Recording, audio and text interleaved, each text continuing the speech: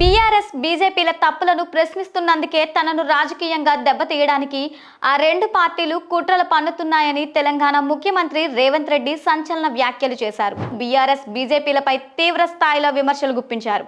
ఈ రెండు పార్టీలు బయటకు వేరువేరుగా కనిపిస్తున్నప్పటికీ కాంగ్రెస్ను దెబ్బతీయడమే లక్ష్యంగా కుమ్మక్కయ్యాయని ఆరోపించారు.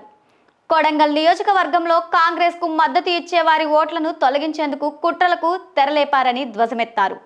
ఇలాంటి కుట్రదారులకు స్థానిక ప్రజలు మరియు పార్టీ శ్రేణులు తగిన రీతిలో బుద్ధి చెప్పి తిప్పికొట్టాలని ఆయన పిలుపునిచ్చారు. ఓటు హక్కు లేని మనిషి సజీవంగా ఉన్న చనిపోయిన వారితో సమానమని ఈ సందర్భంగా రేవంత్ రెడ్డి వ్యాఖ్యానించారు. ఓటరు జాబితాలో పేరు సరిగ్గా లేకపోతే భవిష్యత్తులో ప్రభుత్వం అందించే సంక్షేమ పథకాలను పొందే అవకాశాన్ని శాశ్వతంగా కోల్పోతారని ప్రజలను హెచ్చరించారు. కొడంగల్లో ఇప్పటికే 78% ఎస్ఐఆర్ ప్రక్రియ విజయవంతంగా పూర్తయిందని వెల్లడించిన సీఎం అర్హులైన ప్రతి ఒక్కరూ నిబంధనల ప్రకారం ఫామ్ నింపి తమ ఓటు హక్కును భద్రపరచుకోవాలని సూచించారు.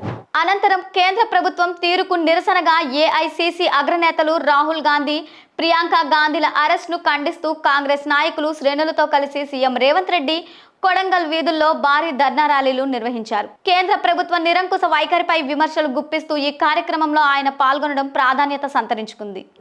రోజుకు 18 గంటలు పనిచేసిన నాకు సమయం సరిపోతలే. రాష్ట్ర స్థాయి కార్యక్రమాలల్లో